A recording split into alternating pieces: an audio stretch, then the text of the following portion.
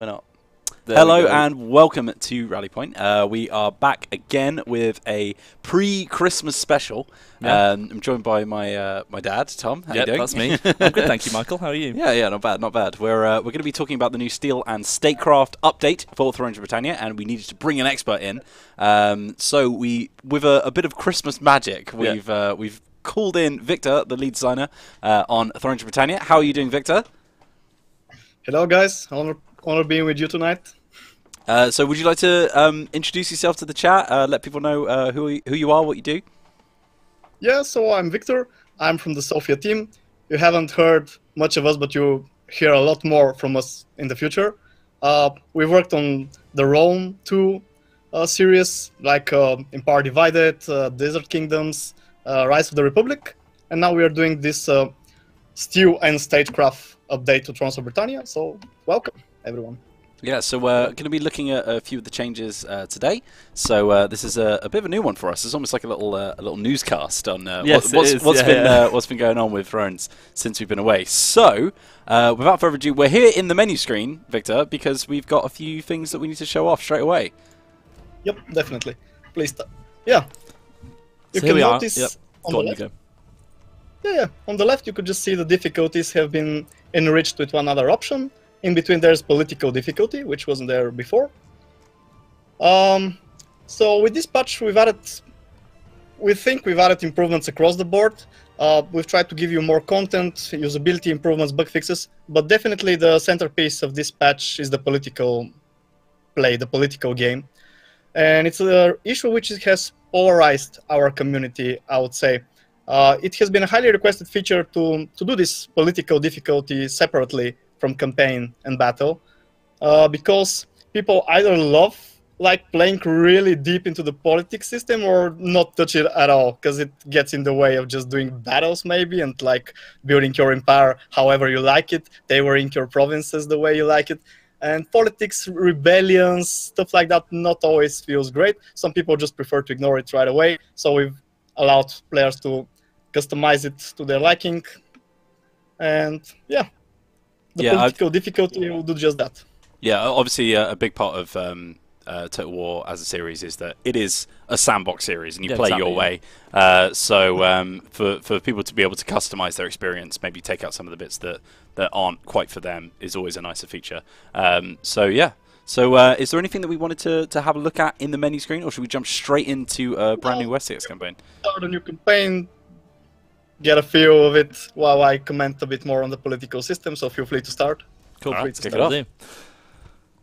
We won't go too hard. We don't want to make it too hard for ourselves now, do we? We just want to try and make sure we can show off a lot of the new features. Yeah. Go on. And obviously this is the last rally point of the year as well. So it is. It's almost Christmas. Yeah, I know. It's less than a week. We'll skip this. Yes. We've all seen this before. We've done a few Wessex campaigns now. We'll skip her as well. Okay, so here we are in a campaign playing as Wessex, and for those of you at home who haven't played Thrones of Britannia for quite a while, you might notice quite a few UI updates. But we'll let you take the charge now, Victor, to take us through what you want to show us off. So where should we start? Yeah, you could just notice right away on top in the middle there's this faction emblem, or you pointed towards the notifications. Yeah. So much new. I'm like, wait, where do I go? Yeah, cool. Right. We'll go up here. Yeah, it just opens the faction screen. Nothing fancy. It's just this big emblem has been moved and made more pronounced up there as a button. It's a functionality we used to have in some previous titles, some previous historical games like Attila or in Rome. It was down there in the middle. Now it's up top. I hope it's not so much of a difference for people. But the way I wanted it to return is because it helps people associate more with their faction. You know, new players are not that familiar with emblems and factions, so it would be nice for them to have constantly on the screen something that reminds them who they are, so they could associate those provinces and armies that they see on the strategic map, on the world map, with the faction that they are playing. So yeah. That's why I decided to make it more pronounced. Yeah, awesome. Should we go into the governors and estates? Should we go in soon? Leave that for later. Okay, we'll tease people with it. Yeah, that's a big one. It's a big one. It comes naturally. later into the game, I feel, just dabbling into politics, but I will do that in a second. Yeah, just close that window for now. Yep. Should we go over to There's his? nothing else. This button there is just for that, to help you associate your villages and armies and cities with your faction emblem. So we'll do this. Should we get this out of the way? Yeah. Let's get these rebels out of our territory, you know. Feel free. Let's hope he doesn't die, because that wouldn't be great. I hope Blood Pack's not on, Michael. You might even get a probably trade. If you're lucky. Yes, yeah, that would be very nice. Let's take him on. He has. There we go. So we've got new skills available. This is really nice down here, actually. Nice and clean. Really. Well, the way it was for people who are just tuning into the stream, the notification systems previously was up top and in the middle, kind of where the faction emblem is right now. We decided to move it away to the right to free up some space, and we tried to make it more pronounced again, more contrasted towards the background. It was kind of easy for you to just miss it previously, and right now we have more space to work with to give you the information. You could click on the problem on any particular issue. It will focus the camera on the problematic area, so you could react to what's happening. And what I think is really great, you could just snooze it. There's this button further down on the very corner down on the right, just that scroll. You could just click it, and it will close close this. Oh, yeah. Oh wow! Just do that. Yeah. Awesome. And it just completely goes away if you don't need those reminders. If you're a veteran Total War player, you're already bored to death with all this swap anyway, so you could snooze it at any time. Just forget about it. So traits. Here we are. Traits, yeah. A lot new in here. Well, yeah, those new images, mainly thumbnails. Yeah, so we thought we had a lot of traits in the game, and I like that we had a lot of a lot of traits in the game. It helps give characters more detail to them, tell you their story.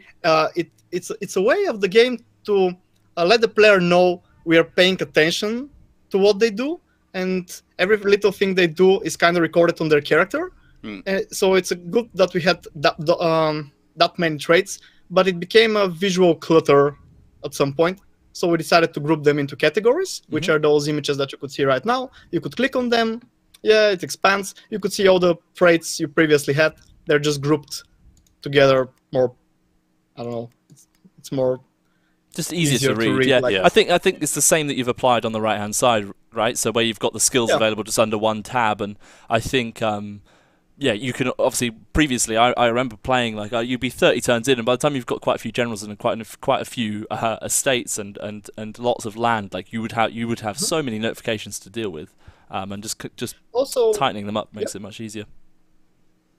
Definitely, but that's not the only purpose those categories are serving. I used the opportunity to add some new art to the game. We as a team felt really strongly about like putting some new 2D images into the game because we really enjoyed the art style of the event picks in the game. We decided to like keep doing that, do more of that. I'd like to touch on that later on when we acquire new trait categories as well. All these trait categories like really tell a story when you look around. Probably not those four, to be honest. Those are like static categories. Those are not the interesting categories. Those are things. Right now we are seeing experience, legendary, and personality, which don't. Experience is what you start with mostly. Legendary are like really special things that your faction leader has, like legendary commander or legendary governor, stuff like that.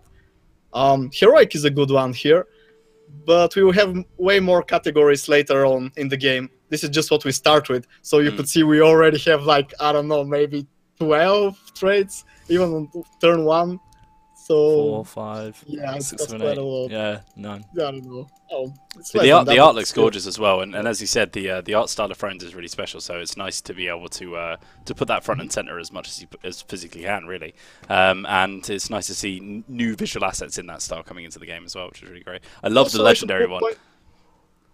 I should point out that it's made to represent in a sense like the the saga of Beowulf and Grendel. the idea was that your character has become so popular or so powerful that the stories has started to, you know, retell familiar stories with your character being the central piece of the story. You know how leaders, when they became very strong, tend to rewrite history. So this is you rewriting history, or like rather Alfred here, I think. Yes, Alfred. Yeah. Alfred rewriting history, starting to say, I was the guy who actually killed Grendel. I was the guy who did that, who conquered. And so when you have enough traits in a particular category, it will level up, and you will have a different art. It progresses basically with the number of traits in it. The category you have the most traits in will become your main category.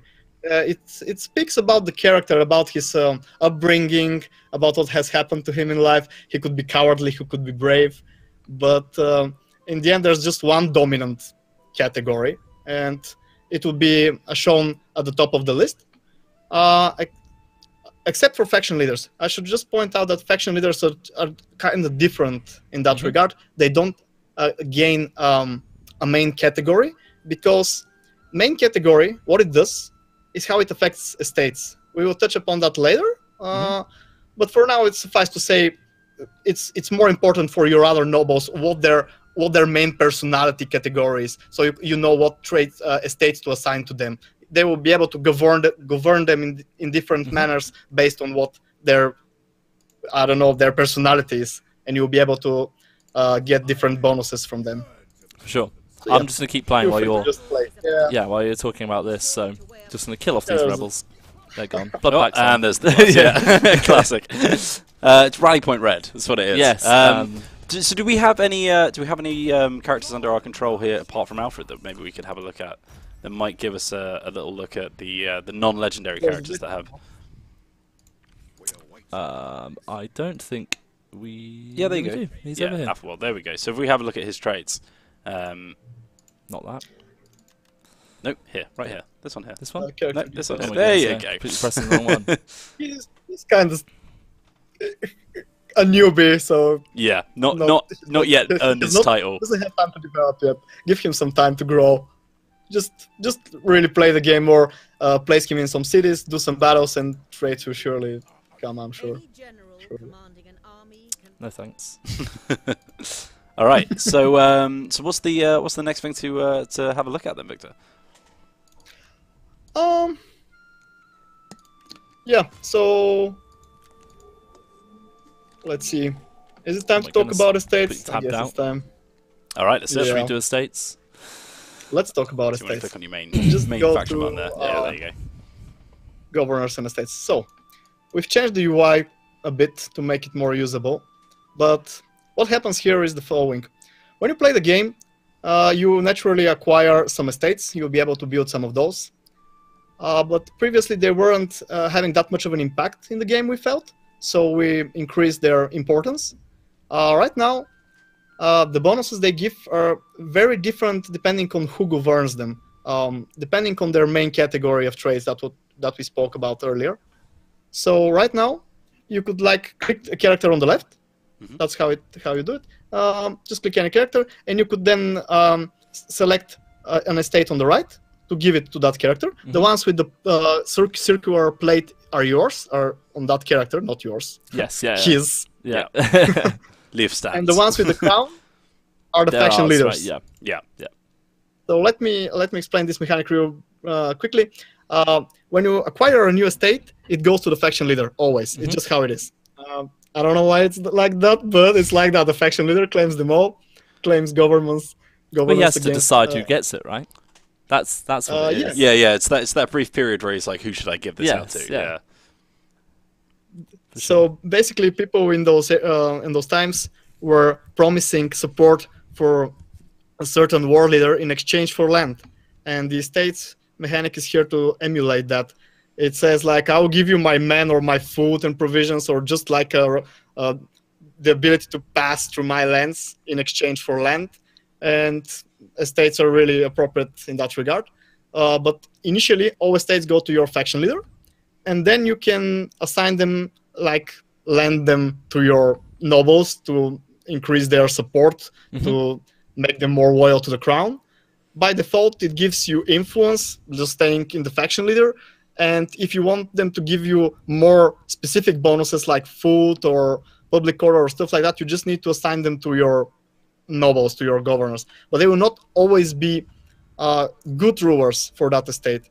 You should really pay attention to what active trait category they have to see what they will get. You can see it right here on the screen, though. You could see what each type of estate will give you when controlled by a certain lord.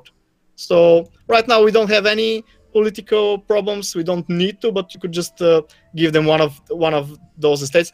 Just select one with a crown on it, because otherwise, we'll annoy another noble. Yeah, we'll just annoy ourselves. That'll be fine. Yeah. We don't want to begrudge the nobles just yet. So Wiglaf's now got these two. Yeah, but you now have that noble, Wiglaf. Oops. Then it gave him everything. Yeah. So it gives you. You can see like the base impact here is giving you that sort of if you can hover over the trait for me, I've forgotten the name of it now. The influence and the loyalty to you as well. Yeah. But then, as you're saying, the more traits that character has, he becomes a certain type of person, and those certain types of people are going to govern differently. He doesn't have any specific main category yet. Those two categories are not affecting the estate system. They're just like things which are rather innate to the character and are not affecting the way he governs an estate. Later on, when we have something like the faction... Virtuous. There we go, Virtuous. We found one. I knew if I'd dig around enough, there'd be one. So there we go. Definitely. You can see on the right side of this thumbnail, there is this estate symbol. It says that this category now affects estates. Just hover to the left a bit. Virtuous. So, when this trade group is active, it gives you food production when you have agricultural estate. It gives you your faction more allegiance when you have religious estate, and diplomatic bonus when you have noble estates. So you could check what each group, trade category will give you as a faction leader, as a controller of that faction, when that particular noble controls an estate. Yeah, I think this guy, as a virtuous person, he's actually giving us less food because he's giving it out to all the poor. I think that's the actual, the actual issue here. Yeah. So don't give him any food, basically. Yeah, definitely. There will be bonuses and penalties when a character governs a specific estate.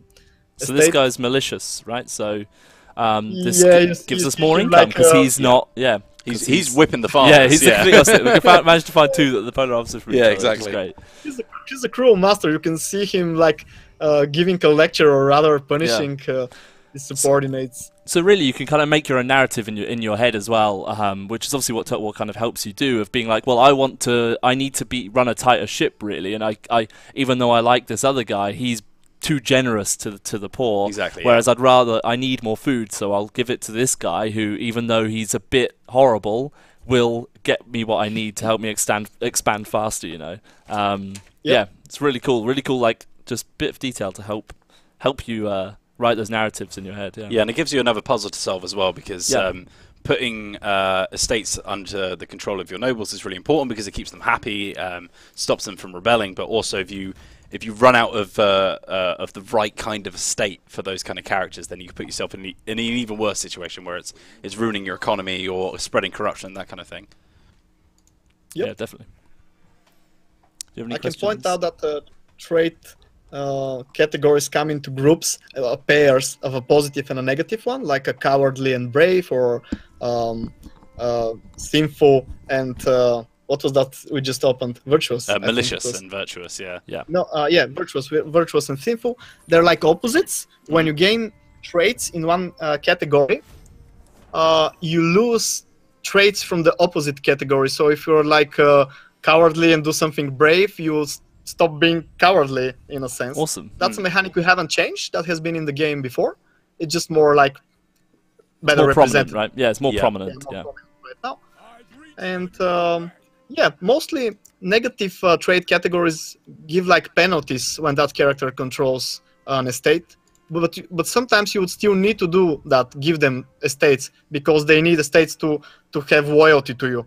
So you'll be hard pressed to choose whether you want to give a bad owner basically an estate in exchange for his continuous support. Exactly. But it's not all bad.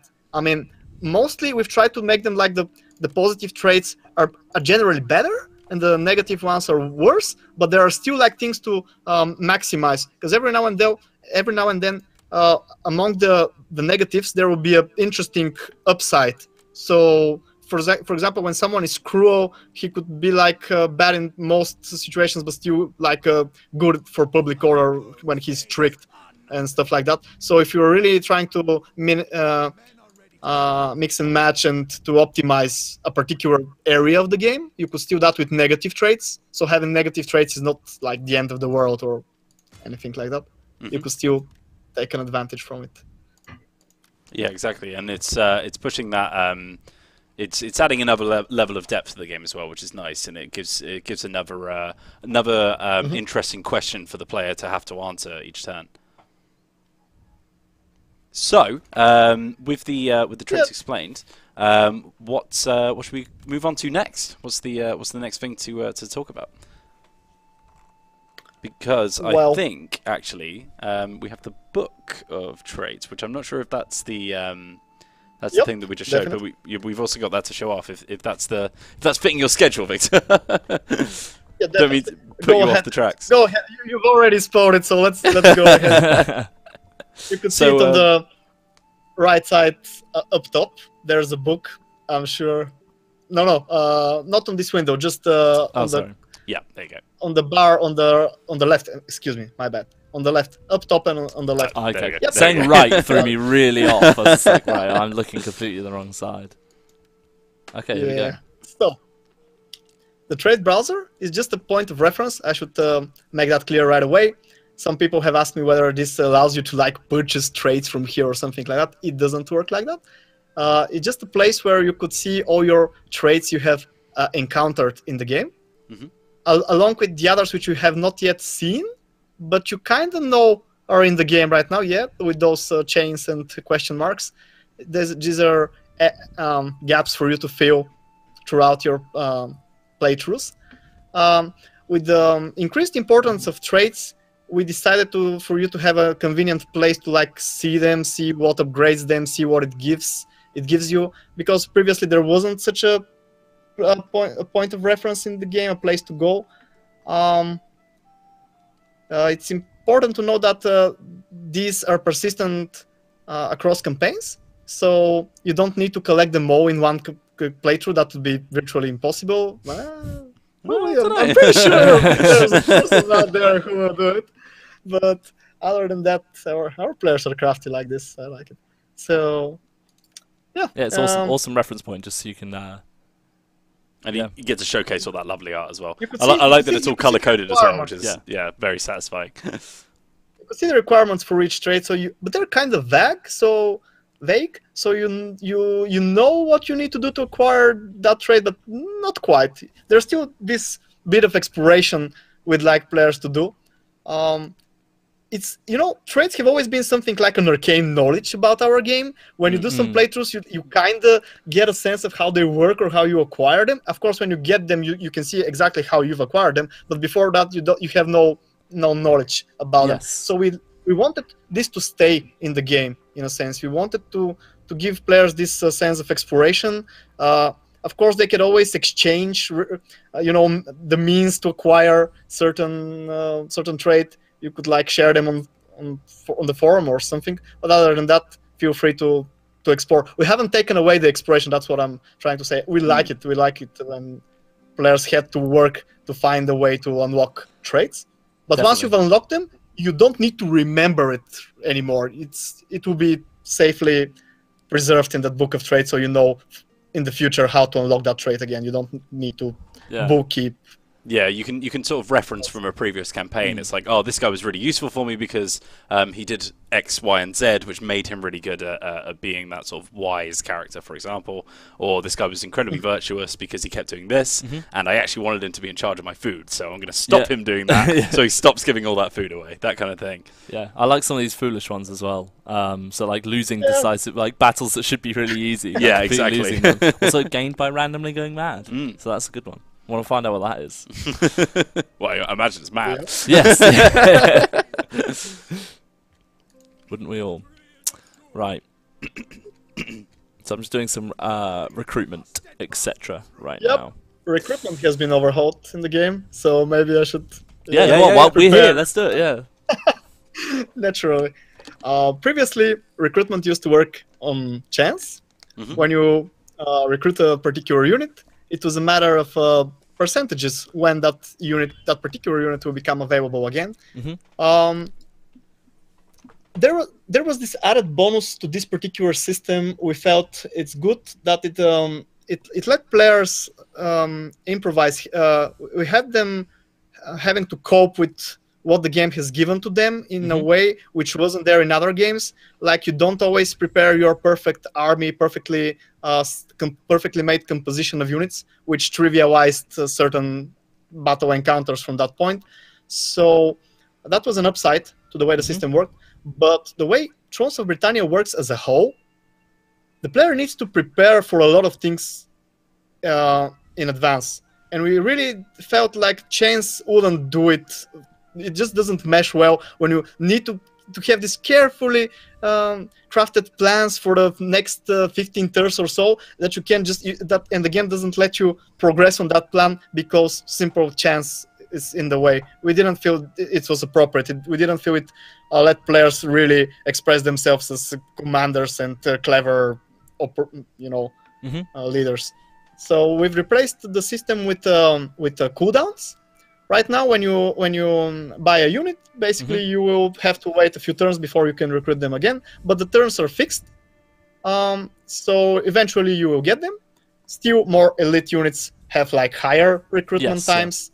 There are a lot of areas in the game which can come in the way of units becoming available or earlier or later, like due to research or due to trades or even events.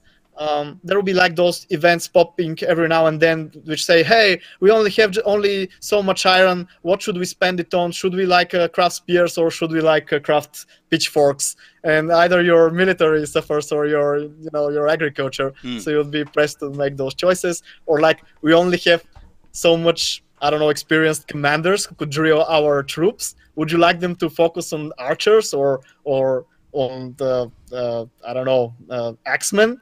So you have to choose which units became available. You have more control in the way what armies, what kind of units are available to you, what kind of army selection you'd like to make. So yeah, in Thrones of Britannia, for example, you want to build a building, right? But it's unlocked by technology, so you need to prepare to have that technology unlocked. But then that technology has also a requirement which forces you, for example, to hire units. And when that is delayed by just chance because you cannot hire enough units, all your plans are put to a halt until that chance procs again. So we felt the game requires too much planning from the player to leave this to chance. So it's always nice to have to have all the information that you need up front. So that it's in the same sort of vein as the Book of Traits. It's providing players with that information so that they can actually prepare for the things that come ahead. And it's always really nice in a strategy game because, especially when you've got some grand plan, it's nice to know.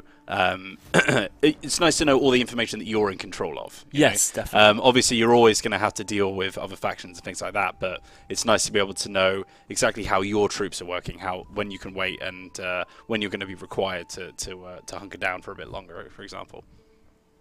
Yeah, thanks, Michael. That was a good way to put it. Definitely. Well, there you go. Could you read that aloud, please? Yeah, so we've got the Horn of War has been blown, and we must prepare the men for combat. How should we strengthen our ranks?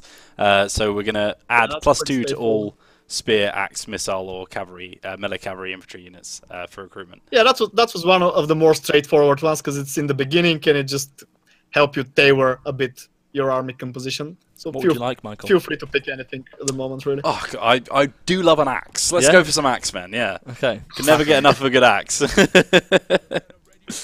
So I'm thinking it's kind of appropriate. We're going to go to East Angle. We're going to go fight East Angle because you're from there. Because I'm from there, so I wish to reclaim it. Yeah, it's a true fact. I'm actually from there. How's our food doing? We need some more food as well. So let's get some more food. Oh, you could definitely notice there are new buildings there on the right. Yep. Oh my goodness! Click the wrong button. We're there. Village buildings have been updated to have an alternative path. Previously, they used to only branch out at the last level, which didn't give enough customization, we thought. And right now, we have more ways to tailor our economy. We have not made drastic changes. It's interesting to note that all the previous paths have been left mostly untouched. So players who have played the game could just continue to play the way up until now. It's not like we have rearranged the entire economy of buildings. They don't have to learn them anew. But it's only for the minor settlements, for villages on the left. You could select. Yeah. So you could see up from level 2 of the building, you could choose to branch out in one direction or the other. It's still pretty much the same building. We still want villages to have their particular character about them. We still want the province to be a mine. The player won't be able to change it to something else entirely, but you could at least spec it in a different manner. Maybe if you have a church, you could choose to use it as a Viking, not as a place of worship, but rather as a marketplace or something like this. So here we go. It gives us this opportunity, but it's only for the villages. The last 4 tabs on the left. These 4. Yeah. It's not for the capital, for the main settlements. It's just there. Stuff like this.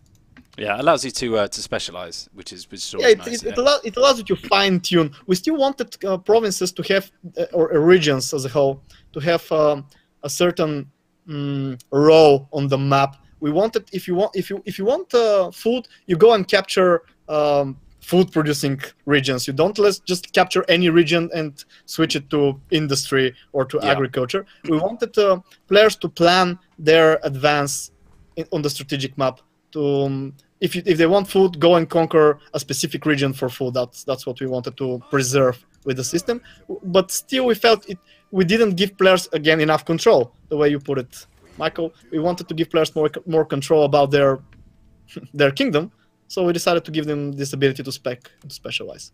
Yeah, there's a certain level of of respect that you have to give to the initial design of the game. So obviously, if you come in and sort of change some things around and then end up pushing yourself away from what the game was initially intended to be, then obviously old players are going to always come back and get confused. As you said, you wanted to make sure that the initial buildings had those same stats, so that you can increase that knowledge of the game over time and become like a master in it. But it's always nice to add levels to it, so that those who have done something before do still have that option, but now they can branch off and can start to move into different paths and different strategies and things like that. All right, so we've also got, we should mention, seeing as we're talking about settlements, we've also got some brand new maps as well, which we're going to be showing in a bit. So would you like to talk a little bit about those, Victor? Should we load them up first? Yeah, I think we might as well. Actually, to be fair, we're talking about settlements at the moment. We can always save here and jump back in if we need to. All right. How much time do we have? Where are we at the moment? We have as much time as you want, Victor. Yeah. Anything you'd like to say, we will make the time for you. Don't worry. You're our special guest. You are our special guest, Thank indeed. Can you just remind me of the map's name? Previously, I've only been able to watch you. Now I can join you. Yeah. So we have Beddenberg, right, and we have some words that I can't pronounce in Ireland, of course. Yes, we have 2 new siege maps added to the game. One is based on Beddenberg Castle, and the other is based on Rock of Cashel.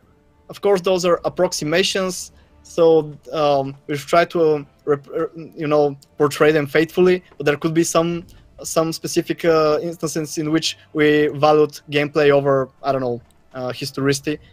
So yeah, don't if you don't recognize it right away, please don't be upset. Right, let's load it up then. Yeah, so we'll jump in and have a look around. So I see why you couldn't pronounce those now. Yeah, Rock of Cashel, but used in game for Kaysil and Grenin Alach, I think. That one's Irish, right? The second one. Yeah, it looks Irish.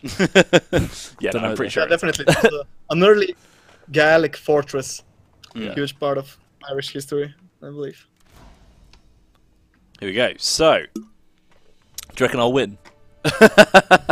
Well, you've set yourself up with an OP army here, mate. So here we go. We've got just the horses now, right? Yep. So, so talk us through the design of this. Have you tried to match? You know, obviously not like for like, but try to match the sort of realistic proportions of the settlement, or have you gone for more of a sort of stylized realization of it?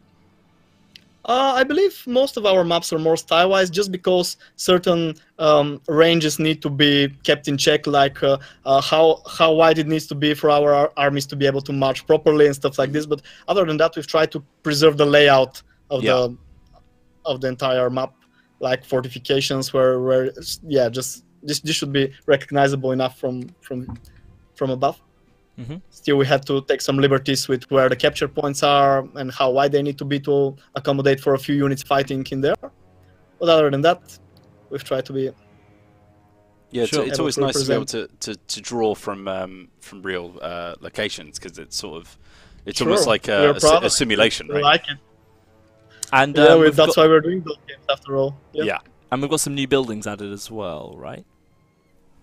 Yeah, I might not be able to like pinpoint them just from sight at the moment, but we've added new buildings, new Anglo-Saxon buildings, new Viking ones, mostly Viking ones though, because they were a bit scarce previously. So we've added a lot more variety to the Viking related buildings.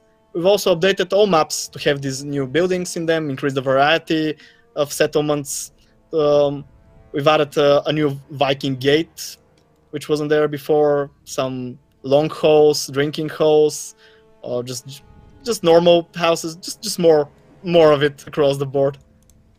And we'll just pop the full patch notes in there. We've got a few images of the new maps, and I believe of the new buildings as well. So if you're in chat right now and want to have a better look, that's got all of the patch notes as well. So jump in there, and we'll also we'll add that to the description of the streams if you're watching this after the fact as well. Of course. So so we jump into the other map as well. So the next one that we've got here is trying to remember the name. There we go. The Rock of Cashel. So that was Beddenburg just then. We were at Baben. Yeah, of course. Yeah, we were at Bamberg Castle right now, and we're going to Rock of Cashel. Yeah. Babenberg is the Saxon name of Bamberg, so people might be able to recognize that. It was home of the kings of Northumbria. People may recognize the name from the Last Kingdom series. Uhtred of Babenberg was a really popular character, I believe. So the Rock of Cashel map is it a major settlement or a? There you go, Kaisel. That's the one. Okay. This one? Second. Yeah, I think it should be. There we go. Yeah, it's good. Yeah. Good spot. Good spot. Eagle Eye Whelan, that's what they call me. So yeah, jumping in here. These two new maps are used in a total of 4 locations on the campaign map.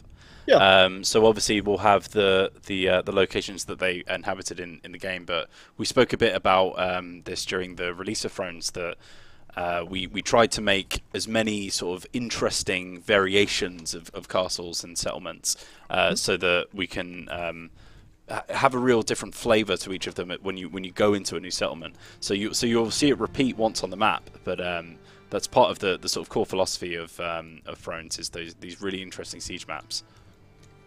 Let's get a nice top down. So here we are in the Rock of Cashel map, and you can see this is quite a multi-tiered one. That's one thing I love about these about the Thrones siege maps, is just the kind of progression of your way through while you're fighting. Like, they are really satisfying.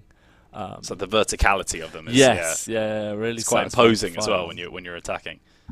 Yeah, definitely. Yeah, here's the famous tower, which is like the centerpiece of this map. Yeah, it's well known. It's at the center of the whole castle, and siege maps has accumulated quite a lot of positive feedback from our players. So we just took the opportunity to add more of it, increase the variety. Yeah, definitely. So I think I think it just gives you it gives you more variety and kind of more choice as a player as to where you want to defend. You know, you don't necessarily like, usually it would be the walls is your most obvious place to defend, but you could take a position higher up and still not lose some of that advantage that you get from just fighting on the walls. You know, you get that multi-tiered approach as well, where you can pull back some of your forces to set up that second wave almost, which is always nice, and it means that you can almost skirmish with that as well. So you've got people coming in, you might hit them with a hail of arrows and then pull your skirmishers back, so a couple of spearmen can hold them back, and then put them into another choke point so you can keep doing as much damage as possible. It's always nice to have different options when attacking and defending the castles and the settlements. Yep. But yeah, looking lovely. Handcrafted siege maps like this give players the opportunity to really express themselves as a commander, think of some clever ways to approach the walls, or just clever use of terrain. It's really quite a lot of variance just in one map. I feel like in Thrones of Britannia, the way the mountains are situated, the way the valleys, the rivers, the bridges, the crossings, the pathways between buildings. There are a lot of places where you could fight, and it's not crystal clear where you should fight. You know? So I really give the players this opportunity to really approach it any way they like. That's why they are so large, and so I feel varied in their layouts. It's a lot of choke points, a lot of intercrossings, a lot of obstacles. Yeah, definitely. Especially when obviously you can build your own kind of funnel people in to wherever you like, really. But yeah, that's awesome. Each map is like a puzzle. Yeah. Yes, exactly. Yeah. In more ways than. Yep. So there's a couple of other bits that we've added in as well. We've also got the new layers of mod support, which might be quite interesting to talk about, Victor. Yeah.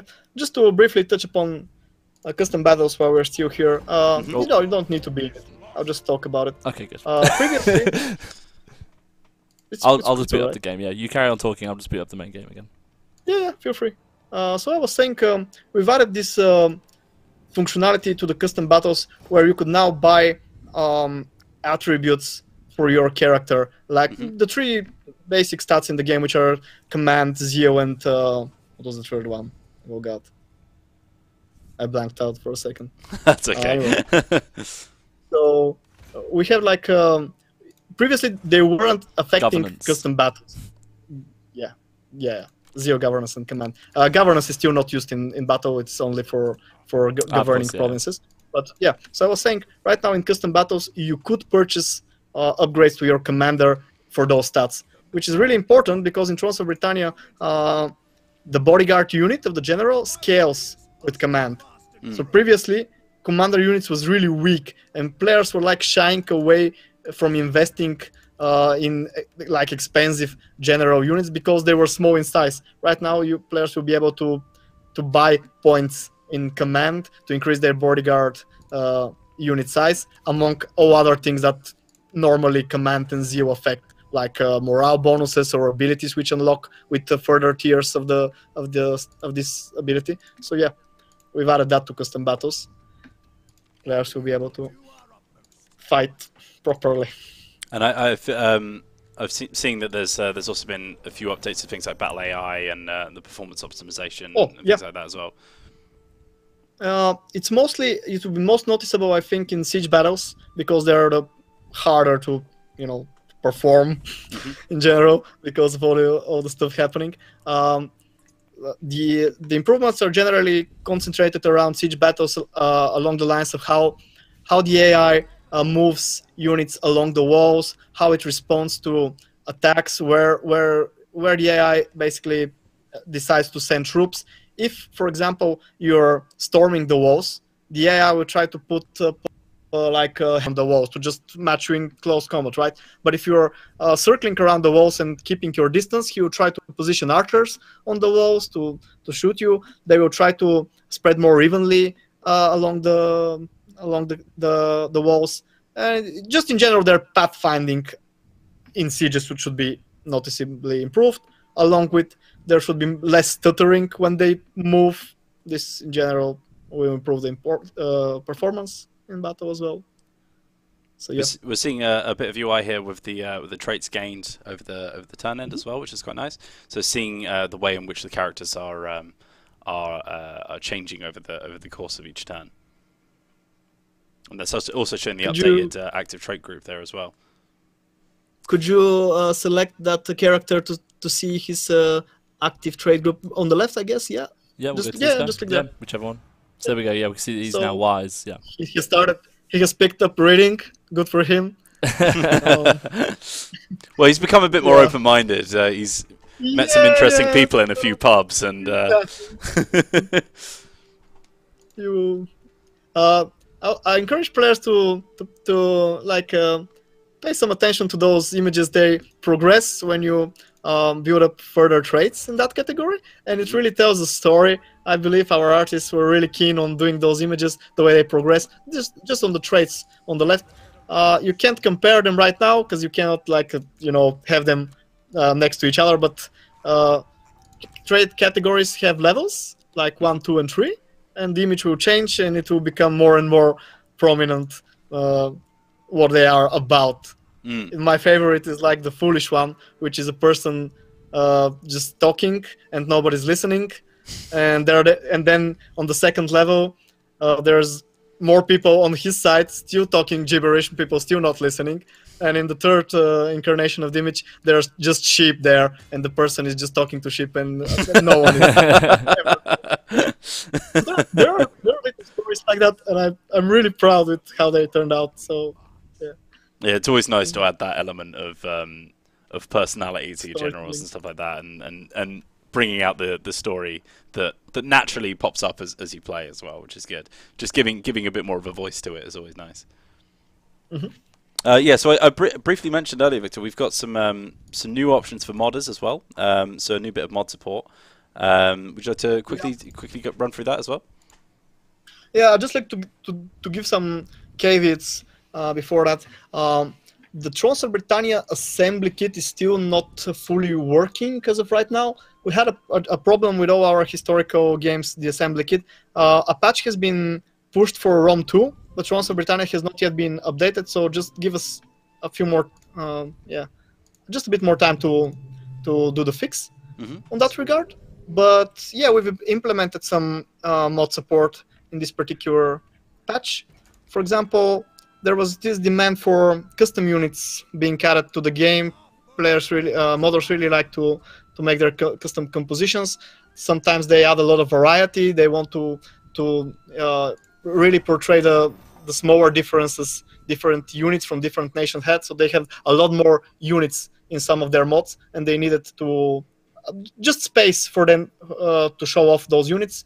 That was previously impossible. We've just allowed them to do this by implementing some stuff to the UI, which resizes the window and they can fill as many units as they like.